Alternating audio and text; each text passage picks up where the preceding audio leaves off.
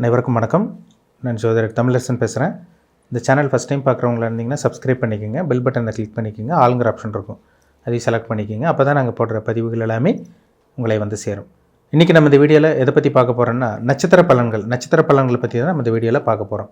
திருவாதிரை நட்சத்திரம் பற்றி பார்ப்போம். மிதுன ராசி திருவாதிரை நட்சத்திரத்துக்கு உண்டான குணம் என்ன, நட்சத்திர பலன் என்ன, என்னென்ன கிரகங்கள் என்னென்ன பிளானட் உங்களை ஏக்கும், என்னென்ன பிளானட்டோட இம்பாக்டில் இருப்பீங்க, என்னென்ன தசாபதி போகும், எல்லாமே நம்ம இந்த வீடியோவில் தெளிவாக பார்த்துடலாம். மிதுன ராசி திருவாதிரை நட்சத்திரம். திருவாதிரைங்கிறது வந்து பார்த்திங்கன்னா ராகுவோட நட்சத்திரம், உடைபடாத நட்சத்திரம், முழுமையான பாதம். திருவாதிரை 1, 2, 3, 4 பாதங்கள் முழுமையான பாதங்கள் கொண்ட இந்த நட்சத்திரம் வந்து பார்த்திங்கன்னா மிதுன ராசியில் மட்டும்தான் இருக்கும். ஏன்னா ஒரு சில நட்சத்திரமெல்லாம் வந்து பார்த்திங்கன்னா உடைபட்ட நட்சத்திரம் சொல்லுவாங்க. ஒரே ராசிக்கு வந்து 2 நட்சத்திரம் வந்துடும். சரிங்களா? ஒரே ராசி, அதாவது உங்களுக்கு 2 நட்சத்திரம், ஒரே நட்சத்திரம் தான் உங்களுக்கு 2 ராசி ஸ்ப்ளிட் ஆயிரும். சரிங்களா? இது வந்து எல்லாத்துக்கும் வராது, ஒரு சில ராசிக்கு மட்டும் வரும். இப்போ வந்து பார்த்தீங்கன்னா மிதுன ராசியில் வந்து பார்த்தீங்கன்னா மிருகசீரிஷ நட்சத்திரம் வந்துடும், ரிஷபராசிக்கும் மிருகசீரிஷ நட்சத்திரம் வந்துடும். ஆனால் மிதுன ராசிக்கு வந்து பார்த்தீங்கன்னா திருவாதிரை வந்து மிதுன ராசிக்கு மட்டும்தான் பொருந்தும். மிதுன ராசி மட்டும்தான் திருவாதிரை நட்சத்திரம் வரும். சரிங்களா? திருவாதிரை 1, 2, 3, 4 பாதங்கள் மிதுன ராசியில் இருக்கும். ராகுடைய நட்சத்திரம். எந்த ஒரு விஷயமா இருந்தாலும் பாருங்கள், இந்த நட்சத்திரக்காரங்க பிரம்மாண்டமாக தான் திங்க் பண்ணுவாங்க. ஆசை இவங்களுக்கு அதிகமாக இருக்கும். ராகுங்கிறது பிரம்மாண்டத்துக்கு உண்டான கிரகம், ஆசையை தூண்ட வைக்கிற கிரகம், மாயவலை விரிக்கிற கிரகமே பார்த்தீங்கன்னா ராகு தான். எந்த ஒரு விஷயமா இருந்தாலும் சின்னதாக நினைக்க மாட்டாங்க, பெருசாக தான் நினைப்பாங்க, ஆடம்பரமாக நினைப்பாங்க, பிரம்மாண்டமாக இருக்கணும், பெருசாக தாங்க நினைப்பாங்க. சின்னதாக அவ்வளோ சீக்கிரம் நினைக்க மாட்டாங்க. திங்கிங் மைண்ட் ஓவர், ஆழமாக சிந்திக்கக்கூடியவர்கள், பிடிவாதக்காரங்க, கோவக்காரங்க, ஆராய்ச்சி மனப்பான்மை உள்ளவங்க. ஒரு விஷயத்தை நினச்சிட்டாங்கன்னா அதை ஆழ்ந்து அதை அவ்வளோ சீக்கிரம் விட்டுற மாட்டாங்க. அதையே அப்படி திங்க் பண்ணி அந்த விஷயத்தை முடிக்காமல் விட மாட்டாங்க. இந்த நட்சத்திரத்துக்கு உண்டான குணமே அதுதான். அவ்வளோ சீக்கிரம் கோவம் வராதுங்க. ஆனால் கோவம் வந்து எக்ஸ்ட்ரீம் லெவல், அதிகப்படியான கோவத்தை வெளிக்காட்டுவாங்க இந்த மிதுன ராசி திருவாதிரை நட்சத்திரக்காரங்க. ஆனால் வந்து பார்த்திங்கன்னா நிறைய நண்பர்கள் வச்சுருப்பாங்க, இல்லாதவங்களுக்கு கொடுத்து உதவி செய்வாங்க, நிறைய நண்பர்கள் சேர்த்து வச்சுருப்பாங்க. அதே மாதிரி வந்து பார்த்திங்கன்னா நல்ல புத்திசாலியாக, நல்ல அறிவாளியாக இருப்பாங்க, ஆழ்ந்து சிந்திக்கக்கூடியவர்களாக இருப்பாங்க, நல்ல ஒரு நாலேஜ், நல்ல டேலண்டான பர்சனாக இருப்பாங்க. நிறைய பேர் இந்த நட்சத்திரக்காரங்க வந்து பார்த்திங்கன்னா படிக்கலைன்னா கூட படிக்காத மேதைன்னு சொல்லலாம்.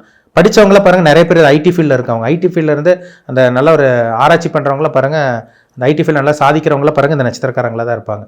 படிக்காமல் இருக்கவங்களாம் பாருங்கள் பிஸ்னஸ் மேனாக இருக்காங்க, இந்த நட்சத்திரக்காரங்க தான். நிறைய பேர் வந்து பார்த்திங்கன்னா ஐடி ஃபீல்டில், அக்கௌண்ட்ஸ் டிபார்ட்மெண்ட்டில் ஆடிட்டரெல்லாம் இருக்காங்க பார்த்தீங்களா, இந்த நட்சத்திரக்காரங்க தான். கம்ப்யூட்டர் நாலேஜ் உங்களுக்கு அதிகமாக இருக்கும் இந்த நட்சத்திரக்காரங்களுக்கு. இது ஒரு நல்ல ஒரு நட்சத்திரம் தான். சரிங்களா?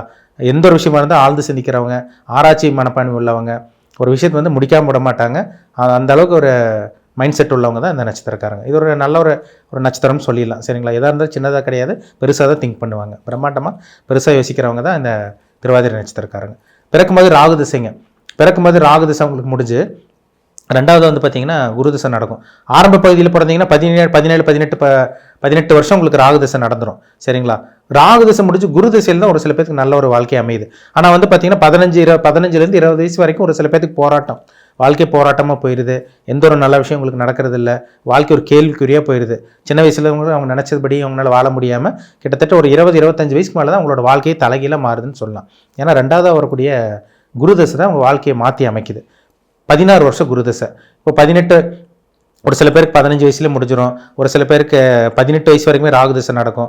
18 வயசில் ராகு திசை நடந்துச்சுன்னா கிட்டத்தட்ட வந்து பார்த்திங்கன்னா உங்களுக்கு வந்து பார்த்திங்கன்னா 34 வயசு வரைக்கும், கிட்டத்தட்ட 35 வயசு வரைக்கும் உங்களுக்கு குரு திசை நடந்துடும். அந்த குரு திசையில் தான் செட்டில் ஆகிறாங்க ஒரு சில பேர். சரிங்களா? குரு திசையில் சாதிக்கிறாங்க, ஒரு சில பேருக்கு நிறைய நல்ல விஷயங்கள் நடக்குது. அப்புறம் 35 வயசுக்கு மேலே வரக்கூடிய கிட்டத்தட்ட 54-55 வயசு வரக்கூடிய சனி திசையில் நிறைய நல்லது நடக்குதுங்க. ஒரு சில பேர் வந்து பார்த்தீங்கன்னா 30 வயசுக்கு மேலே, 32-30 வயசுக்கு மேலே தான் டெவலப் ஆகிறாங்க. ஒரு சில பேர் குரு திசையும் நல்லது பண்ணுறதில்ல. சனியோட சேர்ந்து ராகுவோட சேர்ந்து அவங்க வந்து பார்த்திங்கன்னா ரிஷப லக்னமாக இருப்பாங்க, துலாம் லக்னமாக இருப்பாங்க. குரு பெருசாக யோகத்தை செய்யாமல் போயிருக்கும். 33-34 வயசுக்கு அப்புறம் தான் அவங்க வாழ்க்கை மாறதை பார்க்க முடியுது. சனி திசை தான் ஒரு சில பேர் செட்டில் பண்ணுது, லைஃப்பை செட்டில் ஆக்குது அவங்கள. நிறைய பேர் பாருங்கள் சார், நாங்கள் ஆரம்பத்தில் 20 வயசுக்கு மேலே தான் நல்லா இருக்குன்னு சொல்கிறாங்க. ஒரு சில பேர் சார் நான் 32-33 வயசுக்கு அப்புறம் தான் வாழ்க்கை மாறுச்சுன்னு சொல்கிறாங்க. பரவாயில்லைங்க சார், எங்களுக்கு இப்போ ஒரு 45-50 வயசுக்கும் போயிட்டு இருக்கு, இப்போ ஓரளவுக்கு வாழ்க்கை செட்டில் ஆயிடுச்சுன்னு சொல்கிறாங்க. என்ன காரணம்? அவங்க ஜாதகத்தில் சனி திசை நடந்துட்டு இருக்கும். 35 வயசுக்கு மேலே வரக்கூடிய சனி திசை 54-55 வயசு வரைக்கும் வந்து 19 வருஷம் சனி திசை அவங்க ஏக்கும். சரிங்களா? ரிஷப லக்னத்தில் பிறந்தவங்க, கன்னி லக்னத்தில் பிறந்தவங்க, மிதுன லக்னம், துலாம் லக்னம், மகர கும்ப லக்னத்தில் பிறந்தவங்களுக்கெல்லாம் பார்த்தீங்கன்னா இந்த சுக்கிரனோட லக்னம், புதனோட லக்னம், சனியோட லக்னத்தில் பிறந்தவங்களுக்கு சனி யோகம் செய்யும். கண்டிப்பாக யோகத்தை செஞ்சுட்டு போகும். 19 வருஷம் தனுசு லக்னத்துக்கு பிறந்தவங்களுக்கு கூட சனி திசை நல்லது பண்ணுது. மீன லக்னத்தில் பிறந்தவங்களுக்கு கூட சனி விரையாதிபதியாக இருந்தாலும் லாபாதிபதியாக இருக்கிறனால ஒரு மீடியமான ஒரு நல்ல ஒரு வாழ்க்கை தான் உங்களுக்கு அமைச்சு கொடுக்குதுங்க. ஆனால் இந்த கடக சிம்ம லக்னக்காரங்களுக்கு தான் இந்த சனி திசை பெருசாக யோகத்தை செய்கிறதில்ல. பெரிய ஒரு சிக்கலை உண்டாக்கிறது, நிறைய பிரச்சனை கொடுத்துருது இந்த சனி திசையில். கடன் பிரச்சனை, தலகுமிஞ்சு நிற்கிறது, அசிங்க அவமானம், கேவலத்தை சந்திக்கிறது, தேவையில்லாத பிரச்சனைகள் கொண்டு போய் மாட்ட வைக்கிறது எல்லாமே இந்த சனி திசையில் தான். அப்போ சனி திசையில் ரொம்ப ரொம்ப கவனமாக இருக்கணும். யார்? இந்த நட்சத்திரக்காரங்க, சரிங்களா? திருவாதிரை நட்சத்திரக்காரங்க வர அந்த கடக லக்னத்தில் சிம்ம லக்னத்தில் பிறந்தீங்கன்னா இந்த 35 வயசுக்கு மேலே வரக்கூடிய சனி திசையில் நீங்கள் ரொம்ப ரொம்ப கேர்ஃபுல்லாக இருக்கணும். 54-55 வயசு வரைக்கும் உங்களுக்கு சனி திசை தான் முக்கியமான வயசு. நடுத்தர வயசில் உங்களுக்கு சனி திசை வரும். அந்த சனி உங்கள் ஜாதகத்தில் எங்கே இருக்கார்? கெட்டு போயிருக்காரா, நல்லா இருக்காரா, உங்களுக்கு சாதகமாக இருக்காரா, பாதகமாக இருக்காரா, இது பாருங்கள், ரொம்ப ரொம்ப முக்கியம். சரிங்களா? 55 வயசுக்கு மேலே வரக்கூடிய புதன் திசை ஒரு சில பேர்த்துக்கு பாருங்கள் 50 வயசுக்கு மேலே ஒரு சில பேர் செட்டில் ஆகிறாங்க. 55 வயசுக்கு மேலே வரக்கூடிய புதன் திசை 17 வருஷம் புதன் திசை நடக்கும். இப்போ 55 வயசில் புதன் திசை நடந்துச்சுன்னா கிட்டத்தட்ட வந்து பார்த்தீங்கன்னா உங்களுக்கு 73 வயசு வரைக்கும் புதன் திசை தாங்க. 72-73 வயசு அப்ராக்சிமேட்டாக சொல்கிறேன். என்ன நட்சத்திர பாதமோ அதுக்கு தகுந்த மாதிரி மாறுபடும், கூடுதல் குறைவாக உங்களுக்கு இருக்கும். அந்த 70 வயசுக்கு மேலே வரைக்கும் 73-74 வயசு வரைக்கும் உங்களுக்கு அந்த புதன் திசை நல்லது பண்ணணும்னா ஜாதகத்தில் புதன் பக்காவாக இருக்கணும். புதன் நல்ல இடத்துல இருக்கணும். ஏன்னா புதன் நரம்புக்கு அதிபதி. சுவாச கோளாறுக்கு எல்லாமே பார்த்தீங்கன்னா நுரையீரலுக்கு உண்டான கிரகமே புதன் தான். ஸ்கின் ப்ராப்ளம் வருது, ஒரு சில பேருக்கு சொரியாசிஸ் ப்ராப்ளம் வருது, நரம்பு பிரச்சனை வருது, வெரிகோஸ் வெயின் ப்ராப்ளம் வருதுன்னா அவங்க 55 வயசுக்கு மேலே வந்து பாருங்கள் அந்த புதன் திசையில் பாதிக்கப்பட்டிருப்பாங்க. கண்டிப்பாக இருக்கும். புதன் ரொம்ப ஒரு முக்கியமான கிரகம், ரொம்ப ஒரு சென்சிட்டிவான கிரகம். அதாவது இருக்கிறதுல சின்ன கிரகம் புதன் தான். புத்திக்கு உண்டான கிரகமே புதன் தான். ஒரு சில பேருக்கு 55 வயசுக்கு மேலே பாருங்கள் வெளியே வயசானதே தெரியாது.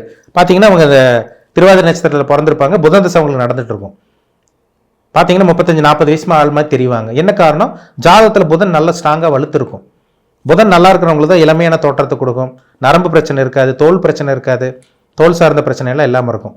மேக்ஸிமம் புதன் கெட்டு போனவங்களுக்குலாம் தோல் பிரச்சனை, நரம்பு பிரச்சனை, சுவாச கோளாறு, இந்த லங்ஸ் ப்ராப்ளம் இதெல்லாமே வந்துடுது. அப்போ புதன் ஜாதகத்தில் நல்லா இருந்துட்டாருன்னா எந்த பிரச்சனையும் இல்லாமல் அவங்க வாழ்க்கை அப்படியே போகும். 70-74 வயசு வரைக்கும் வாழ்க்கை அருமையாக இருக்குங்க. அப்போ முக்கியமான திசை என்னென்ன திசைன்னா ஆரம்பத்துலேருந்து எல்லாமே பெரிய பெரிய திசை தான். ராகு திசையில் நீங்கள் உங்களுக்கு சின்ன வயசுனா உங்களுக்கு எதுவும் தெரியாது. அந்த குரு திசையில் தான் உங்களுக்கு ஒரு சில பேர் செட்டில் பண்ணுது. குரு திசையும் செட்டில் ஆகாமல் இருக்கவங்களுக்கு 33 வயசுக்கு மேலே பார்த்தீங்கன்னா சனி திசை தான் ஒருத்தரோட வாழ்க்கையை மாற்றி அமைக்குது. அப்போ நீங்கள் என்ன ஏஜில் இருக்கீங்க பாருங்கள். மேக்ஸிமம் பார்த்தீங்கன்னா அந்த 20 வயசு வரைக்கும் போராடி இருப்பீங்க. 18-20 வயசு வரைக்கும் வாழ்க்கை போராட்டமாக இருந்திருக்கும். எந்த நல்லது நடந்திருக்காது. குடும்ப சூழ்நிலை கஷ்டம், பிரச்சனை, அப்படி தான் உங்கள் வாழ்க்கை போயிருக்கும். 32-33 வயசுக்கு அப்புறம் தான் ஒரு சில பேர் டெவலப் ஆகிருக்கீங்க. வாழ்க்கை அப்படியே கொஞ்சம் கொஞ்சமாக மாறி இருக்கு. அப்போ உங்களுக்கு வந்து சனி திசை நடந்துட்டு இருக்கும். 50-55 வயசுக்கு மேலே தாண்டிட்டீங்கன்னா உங்களுக்கு புதன் திசை இப்போ நடந்துட்டு இருக்கும். என்ன தசாபுத்தி போகுதுன்னு பாருங்கள். சரிங்களா? பொதுவாக மிதனராசி திருவாதிரை நட்சத்திரக்காரங்க நம்ம முன்னாடி சொன்ன மாதிரி நல்ல ஒரு சிந்திக்கிறவங்களா தான் இருப்பீங்க. ஆழ்ந்து சிந்திக்கிறவங்களா இருப்பீங்க. நல்ல ஒரு ஞானம் மிக்கவங்களா, அறிவாளியாக, புத்திசாலியாக, புத்தி கூர்மையோடவர்களாக இருப்பீங்க. எந்த ஒரு விஷயத்தையும் ஆராய்ச்சி மனப்பான்மையில் தான் பார்ப்பீங்க. நிறைய பிரம்மாண்டமான ஒரு வாழ்க்கை தான், ஒரு அதிகப்படியான ஒரு எக்ஸ்ட்ரீம் லெவலாக பிரம்மாண்டமான ஒரு வாழ்க்கை தான் வாழணும். அதிகப்படியாக நிறைய சம்பாதிக்கணும், ஆசை அதிகமாக இருக்குங்க, கனவு அதிகமாக உங்களுக்கு இருக்கும். சின்னதாக நினைக்க மாட்டீங்க. எதாக இருந்தாலும் பெருசாக நினைக்கிறவங்க தான் இந்த திருவாதிரை நட்சத்திரக்காரங்க. ஆனால் கோவத்தை கொஞ்சம் கண்ட்ரோல் பண்ணிக்கணும். ஏன்னா தேவையில்லாமல் டெம்பர்மெண்ட்னு சொல்லுவாங்க. தேவையில்லாமல் கோவப்படுறது, பிடிவாத குணம் வர்றது, இதெல்லாமே உங்களுக்கு இயல்பான குணம். ஏன்னா திருவாதிரை நட்சத்திரக்காரங்க அவ்வளோ சீக்கிரம் கோவம் வராது. ஆனால் வந்த மாதிரி இருக்கும். அது அந்தளவுக்கு வெளிக்காட்டுவாங்க. ஆனால் நல்ல ஒரு இது ஒரு ராசி. திருவாதிரை நட்சத்திரம் மிதுன ராசிங்கிறது ஒரு அந்த ஆராய்ச்சி பண்ணுறது, இந்த கம்ப்யூட்டரில் சில பேர் கில்லாடியாக இருப்பாங்க பார்த்தீங்களா. கம்ப்யூட்டர் இந்த நெளிவு சுழிவெல்லாம் தெரிஞ்சு வச்சுருப்பாங்க. இந்த நட்சத்திரக்காரங்க தான் நிறைய ஆராய்ச்சி பண்ணுறது. ஒரு இடத்துல சும்மாவே இருக்க மாட்டாங்க, ஏதோ ஒன்று கற்றுக்கிட்டே இருப்பாங்க. இந்த நட்சத்திரம் அது குணமே அப்படி தான். சரிங்களா? பிறப்பு ஜாதகத்தில் கிரகங்கள் சாதகமாக இருந்தால் பெரிய யோகத்தை நீங்கள் அனுபவிப்பீங்க. கிரகங்கள் சரியில்லாமல் போயிடுச்சுன்னா தேவையில்லாத பிரச்சனைகள், வம்பு வழக்கு, கடன், இதெல்லாமே கண்டிப்பாக அந்த கிரகங்கள் கொடுக்க தான் செய்யும். என்ன லக்னத்தில் பிறந்திருக்கீங்க, ராசி மிதுனம் தெரிஞ்சிருச்சு. என்ன லக்னத்தில் பிறந்திருக்கீங்க, திருவாதிரை நட்சத்திரம்னா மிதுன ராசி தான், அதில் சந்தேகமே கிடையாது. ஆனால் என்ன லக்னங்கிறது உயிர், ராசிங்கிறது உடல். என்ன அமைப்பில் இருக்கீங்க அது உங்கள் தனிப்பட்ட ஜாதகத்தை பார்த்து தெளிவாக தெரிஞ்சுக்கோங்க. சரிங்களா? மீண்டும் அடுத்த பதிவில் சந்திக்கும் வரை உங்களிடமிருந்து விடைபெறுவது உங்கள் சோதரர் தமிழரசன். இந்த சேனல் பிடிச்சிருந்தா உங்கள் நண்பருக்கு உறவினருக்கும் ஷேர் பண்ணுங்கள், லைக் பண்ணுங்கள், சப்ஸ்கிரைப் பண்ணுங்கள், பெல் பட்டனை கிளிக் பண்ணிக்கோங்க. ஆளுங்கிற ஆப்ஷன் இருக்கும், அதையும் செலக்ட் பண்ணிக்கோங்க. அப்போ தான் நாங்கள் போடுற பதிவுகள் எல்லாமே உங்களை வந்து சேரும். நன்றி, வணக்கம்.